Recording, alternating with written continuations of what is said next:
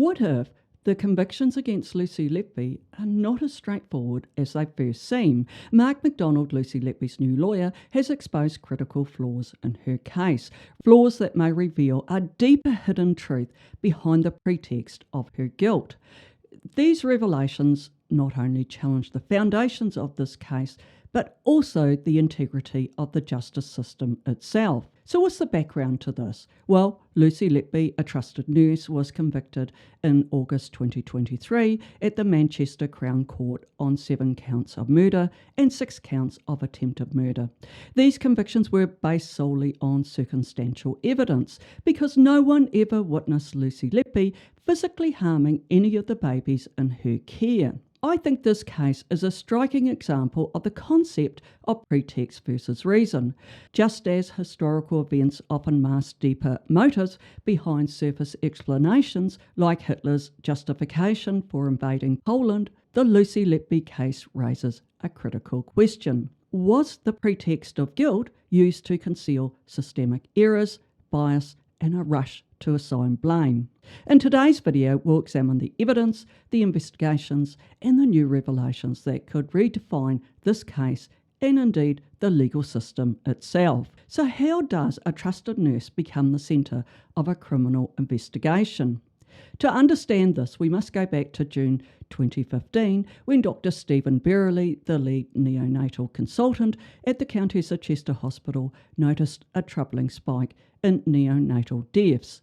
Between 2014 and 15, the death rate more than doubled, raising from 4 to 9 deaths, a sharp increase that made the unit's mortality rate the highest among similar-sized hospitals in the UK. Subsequent analysis revealed higher than average emissions for 5 out of the 6 months within the same period. The surge in emissions wasn't just a backdrop detail, it shaped the entire investigation going forward. Instead of investigating systemic issues like staffing shortages or procedural changes, hospital consultants focused solely and exclusively on Lucy Letby as the common factor in the deaths. On July 2nd, 2015, the nursing ward manager pointed out to Dr. Berreley that Lucy Letby was a common factor during the deaths. His initial reaction was one of disbelief, and he said, "Oh no, not Lucy, not nice Lucy." However, his focus rapidly moved to Lucy Letby as the only possible link, sidelining broader investigations into other potential causes. Dr. Andrew Garrett and Sarah Cumbers of the Royal Statistical Society later highlighted the flaws in this approach. In a letter to Lady Justice Thirlwell, they emphasised the difficulty of distinguishing between coincidental clusters and criminal acts, noting that the prosecution's reliance on a roster chart showing Lucy Letby's presence during the death was statistically flawed and introduced bias. By February 2016, Dr. Berreley ordered a thematic review which was conducted by an independent neonatologist. However, this review failed to identify any definitive cause for the infant deaths and collapses in the unit. Then in July 2016, Lucy Letby was reassigned to clerical duties as a precaution by the hospital executive. However, suspicions against her remain speculative, grounded more in perceived patterns rather than hard evidence. In September 2016, Lucy Letby filed a formal grievance against the consultants who had raised concerns about her clinical practice and indeed about the deaths of the babies. Miss Weatherly, the Deputy Chief Nurse at the Trust in Manchester, facilitated the grievance process and she appointed an independent chairperson to oversee the hearing. Before the hearing, Miss Weatherly told Ms D. Appleton-Kearns, the Deputy Director of Human Resources and a panel member, that the investigation was a witch hunt. Miss D. Appleton-Kearns then replied, "We all think the same. It's so sad." The external review concluded that there was no evidence of criminality and upheld Lucy Letby's grievance. This decision led hospital executives to plan for her return to the neonatal unit in January 2017, all but under supervised conditions to address any lingering concerns that the consultants had. As part of the resolution process, the consultants who had raised concerns about Letby apologised to her and her family for what they describe as their bad behaviour during the grievance process. And to further mend relations and create a way forward, the hospital organised a mediation session aimed at fostering collaboration between the parties involved. However, the mediation faced pushback, with some consultants expressing discomfort about Letby's return to the neonatal unit.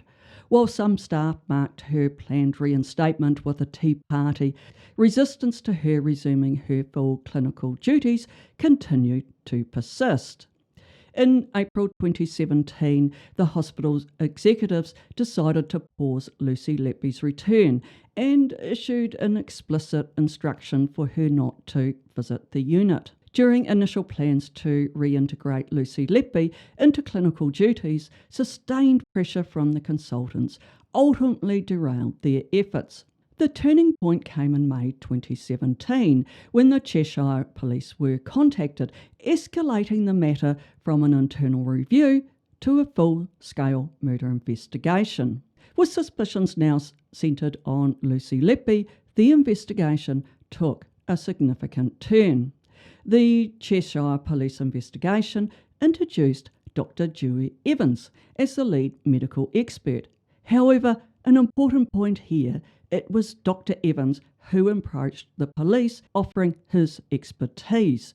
During the initial investigation, he analysed some 30 neonatal cases, identified patterns of deliberate harm, such as ear embolism and insulin poisoning, and linked these to Lucy Letby's shifts.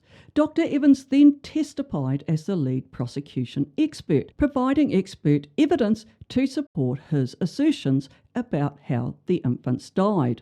However, Dr. Evans has since changed his testimony, and this has raised serious concerns. Since the trial, he has revised his conclusions on 3 of the cases, baby C, I and P, and this raises questions about whether his analysis was truly objective or influenced by the prosecution's narrative.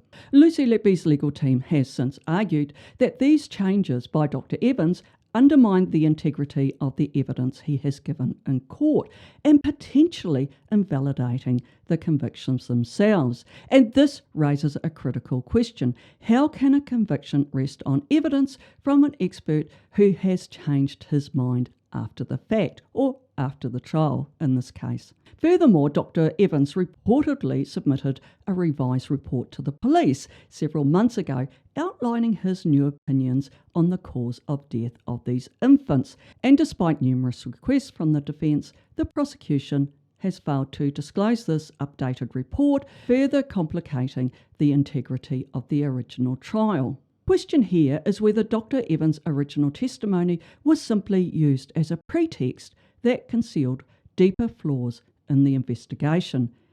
And the case in point here is baby O. Much of the information in this video comes from the recent press briefing given by McDonald, and you can find a link to the full briefing in the description below.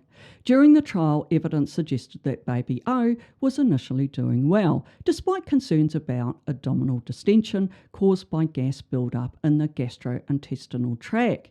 However, the infant's condition rapidly deteriorated when baby O experienced an apnea or pause in breathing, and this necessitated immediate intubation and mechanical ventilation. However, the ventilator was placed on a very high setting, which raised concerns among the nursing staff. The baby didn't have any lung disease and did not require medical ventilation. The doctor left and then returned to the unit only to find baby O's abdomen severely distended. In response, the doctor decided to insert a needle into the abdomen to aspirate fluid, targeting a physical landmark on the body known as McBurney's point, a location typically associated with diagnosing appendicitis, although the baby did not have or was thought to have had appendicitis. More critically, as Dr. Richard Taylor points out, the aspiration should have been performed on the left side, but the doctor used McBurney's point, which is on the right side.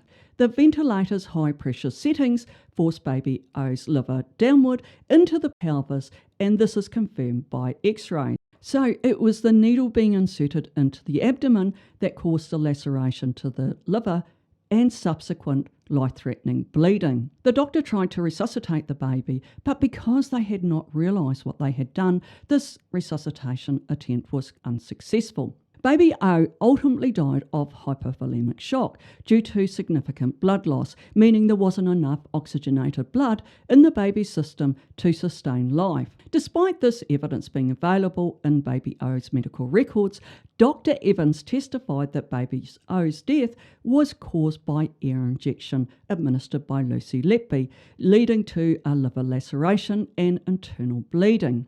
However, Dr. Richard Taylor strongly disputes this, calling it complete nonsense. A review of baby O's medical records revealed that the aspiration was performed incorrectly, resulting in the baby's death.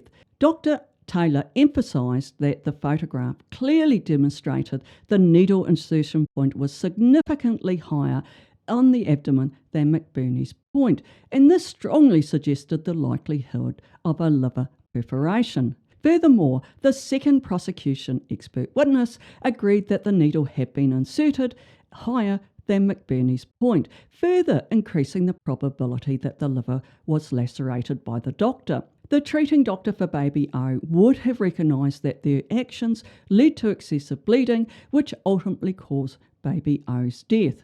And this is further supported by the fact that during the aspiration, the doctor did not remove air or clear fluid, but instead blood.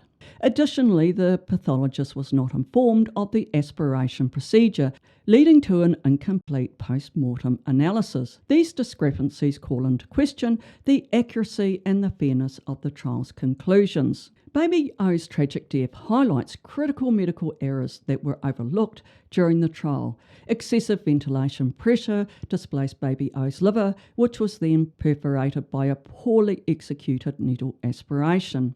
A defence analysis concludes that baby O's death resulted from the doctor's actions, not from air injected allegedly by Lucy Letby. As an expert witness, Dr. Evans has a duty to provide the court with a range of possible explanations for the baby's deaths, but consistently failed to do so, presenting only a singular, unyielding opinion. And this raises an interesting question. Could the narrative of air injection attributed to Lucy Letby obscured the true cause of baby O's death, an avoidable medical error compounded by insufficient review by Dr. Evans? Did the doctor who performed the aspiration of baby O and who later testify in court fully understand the consequences of their actions? Take a moment to hear Dr. Taylor's perspective on this critical point. I think the doctor knows who they are. I know. I have to say, from a personal point of view, that if this had happened to me, I'd be unable to sleep at night, knowing that what I had done had led to the death of the baby, and now there is a nurse in jail convicted of murder. And this is precisely why this case must be reheard. Mark McDonald, the founder of the London Innocence Project, is leading Lucy Letby's appeal. First, filing an application with the Criminal Case Review Commission, and second, seeking permission from the Court of Appeal to review all Lucy Letby's convictions. Central to this appeal is, of course, Dr. Evans' revised testimony. McDonald contends that Evans is an unreliable medical witness which compromises the trial's integrity. Additionally, he points out that the prosecution's failure to disclose Evans' updated findings underscores systemic issues in the handling of evidence in this case. This case is undeniably perplexing and deeply unsettling on multiple levels. Lucy Letby's case is more than just one nurse's story. It's a window into how the justice system can falter when flawed evidence as systemic bias shapes the narrative. At its core, this case isn't just about innocence or guilt, it's about how easily the truth can be obscured when the pretext of guilt masks deeper failings. Mark McDonald's efforts to expose these flaws are vital, not just for Lucy Letby, but for ensuring the justice system itself is held accountable. What do you think? Are Lucy Letby's convictions a case of justice served or justice denied? If you found this video insightful, please give it a thumbs up, share it with others, and subscribe to stay updated on this controversial case and others like it. In the meantime, thank you for watching and take care.